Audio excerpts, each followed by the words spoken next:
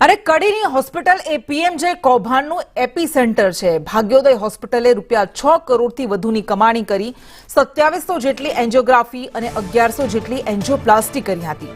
લેખિત ફરિયાદ છતાં પણ રાજકીય વગના લીધે આ હોસ્પિટલ પર કોઈ કાર્યવાહી કરવામાં ન આવી। ભાગ્યોદયમાં તો હાર્ટ સર્જરી પણ આઉટસોર્સિંગ થાય છે અને આ એ જ હોસ્પિટલ છે કે જ્યાં ડોક્ટર પ્રશાંત વજીરાણી જેણે ખ્યાતિ હોસ્પિટલમાં 7 લોકોની એન્જિયોપ્લાસ્ટી કરી નાખી હતી। 2 લોકો મૃત્યુ પામ્યા। એ પ્રશાંત વજીરાણી પણ આ હોસ્પિટલમાં કામ કરતો હતો, ઓપરેશન માટે જતો હતો। અત્યારે ખ્યાતિકાંડ બાદ રેલા બાદ મહેસાણા પહોંચી જ્યારે અધિકારીઓ રજા પર પહોંચ્યા, જ્યારે લોકો ત્યાં પહોંચ્યા, તપાસ કરવામાં આવી ત્યારે અધિકારીઓ ગાયબ થઈ ગયા છે, રજા પર ઉતરી ગયા છે। સંદેશ ન્યૂઝ દ્વારા પણ જ્યારે તપાસ કરવામાં આવી ત્યારે જોવા મળ્યું કે અધિકારીઓ ગાયબ થઈ ગયા છે। એટલે પીએમજે કૌભાંડનું એપિસેન્ટર એ કડીની આ ભાગ્યોદય હોસ્પિટલ છે કે જેણે अनेक लोकोनी एंजियोप्लास्टी करी नाखी हती। एटले ख्याति होस्पिटल बाद हवे एक बाद एक होस्पिटल पर तपासनो रेलो पहोंची रह्यो छे। आ होस्पिटलमां 2700 जेटली एंजियोग्राफी करी नाखवामां आवी हती अने 1100 जेटली एंजियोप्लास्टी करी नाखवामां आवी हती। लेखित फरियाद छतां पण राजकीय वगना कारणे तेना पर 4 हाथ होवाने कारणे आ होस्पिटल पर कोई पण कार्यवाही करवामां नहोती आवती। अहींया हार्ट सर्जरी पण आउटसोर्सिंगथी थती हती। વધુ વિગત સાથે સંવાદદાતા પાયલ યાદવ આપણી સાથે જોડાઈ ગયા છે।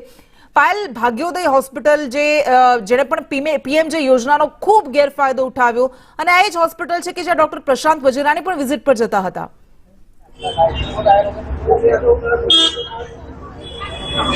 ચોક્કસ કૃષ્ણા, ભાગ્યોદય હોસ્પિટલ જે છે તેની અંદર અત્યારે જે કૌભાંડ ખુલ્યું છે તેમાં એપી સેન્ટર કહી શકાય કડીનું, કારણ કે કડીમાં 13 જેટલા કેમ્પ જે યોજાયા હતા, બોરીસા સહિતના 13 કેમ્પ યોજાયા હતા।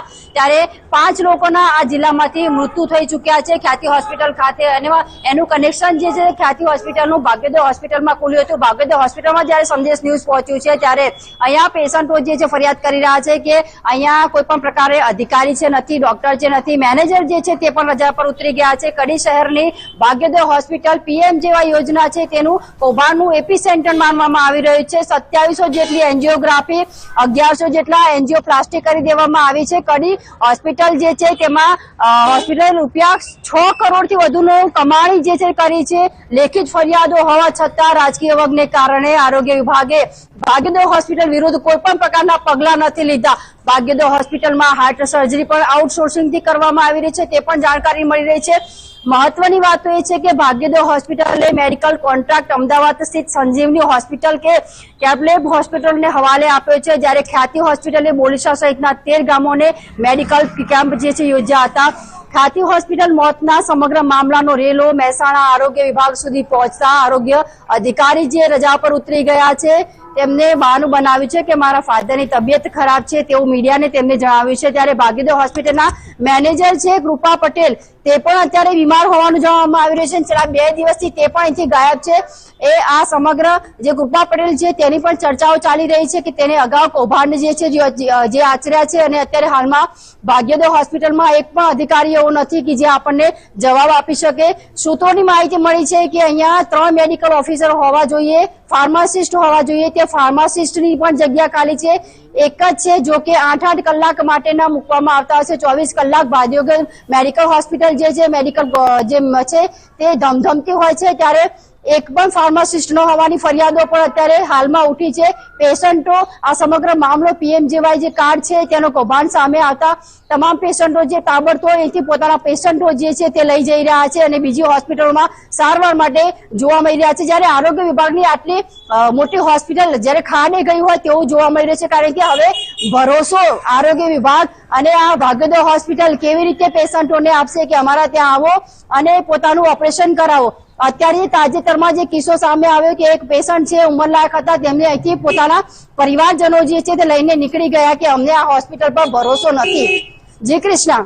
જી પાયલ, પીએમજે યોજના જે ગરીબો માટેની યોજના હતી અને આ બધી જ હોસ્પિટલે ભેગી મળીને એ યોજનાને માત્ર પૈસા કમાવાનું સાધન બનાવી દીધી। થોડા સમય પહેલા મહેસાણામાં જ આરોગ્ય વિભાગે તપાસ કરી ત્યારે ઘણી બધી હોસ્પિટલ્સને પર તપાસનો રેલો પહોંચ્યો હતો જેના પર કાર્યવાહી કરવાની વાત થઈ હતી। તો શું ભાગ્યોદય હોસ્પિટલ પણ એમાં સામેલ હતી જેણે પીએમજે યોજના હેઠળ કૌભાંડ કર્યા હતા?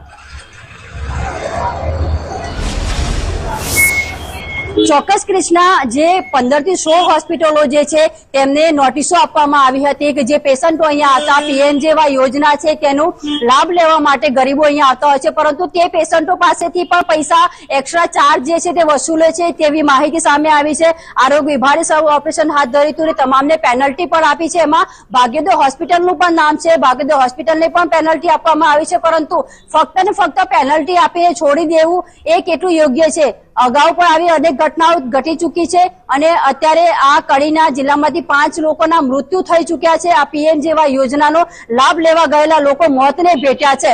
ત્યારે આ આરોગ્ય વિભાગ છે પોતાની છબી કેવી રીતે સુધારશે? પીએમજેવાય યોજનાના અંદર જે ગરીબો છે તેમને લાભ લેવો છે તે લાભ લેવા પણ અચકાઈ રહ્યા છે અને બીવાઈ રહ્યા છે તેવી પરિસ્થિતિ અત્યારે હાલમાં આરોગ્યની ઊભી થઈ છે. જી બિલકુલ પાયલ, આભાર આપનો તમામ વિગત માટે.